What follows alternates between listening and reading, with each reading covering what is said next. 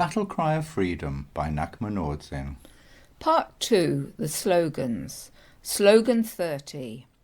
With a good nature, rely on the root text. Zhug po ma tsen. Rely on the methods of mind training with confidence and relaxation, then ride with a happy mind. Grade 3 was where the riding school introduced jumping. Perhaps this was the reason for their reluctance to have me move up to grade 3. I struggled with leg wrapping, having always ridden gripping with the knees. Perhaps they did not feel I was sufficiently secure in the saddle for jumping. Nevertheless, I was allowed into grade 3 and jumping lessons began.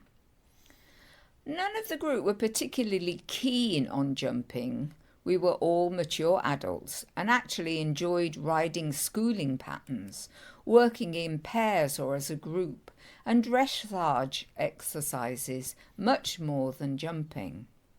The schedule, however, described grade 3 as the level where jumping was introduced, and so jumping lessons were a frequent occurrence. I quickly realised that riding D was a great advantage. A lot of the school horses were not keen on jumping. 3 scenarios would unfold in every lesson. The horse would swerve out just before the jump. The horse would stop just in front of the jump. The horse would almost stop in front of the jump, then decide at the last minute to jump it and do a big bunny hop. All of these scenarios were difficult to ride, and we all ended up on the ground on many occasions.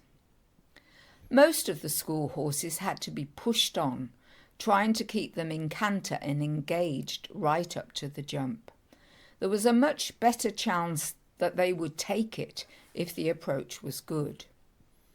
Those riders who were nervous and reluctant to jump would tend to not push on enough, which only made a refusal, halt or bunny hop more likely. Not so with D. She came alive in jumping lessons. Point her at a jump and she would keep up a good speed on the approach and sail over the jump perfectly. Sometimes there would be an excited buck or two after landing, but these were no problem to ride. The first time I was given her to ride, the instructor warned me at the beginning, "You must realise that as soon as you turn that corner in the arena, D is going to take the jump." With D, I was lucky. All I had to do was let go of nervousness, have confidence in my seat in the saddle, and trust D. To avoid going over the jump would have taken quite a lot of work on my part as a rider. To take it, all I had to do was relax, check my riding position, and have confidence in D's expertise.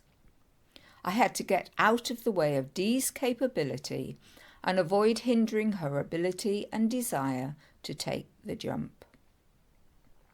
Kandro Dechen says, watching this push and pull toward and away from the rules which we have applied to ourselves is a primary practice of living the view. It induces an energetic sensation with which we must sit until it dissolves. This is the acute claustrophobia of being a practitioner. D was the root text, the certain method of achieving the jump. I had to rely on her and cheerfully let go of nervousness. This slogan encourages the same trust in the root text of mind training. Confidently engage in the methods of mind training with cheerful patience. Practitioners just need to trust the methods and apply them. If the methods are being applied, there will be progress and practitioners can feel content. Ceasing to engage in the neurotic patterning that prevents awakening is the responsibility of riders. Trusting in the capacity to awaken is the responsibility of riders. Relaxing into awakening is the result. Mind is beginninglessly awakened. It knows how to take the jump. So relax and let it awaken. Point the mind at awakening, trust mind and method, then relax and awaken.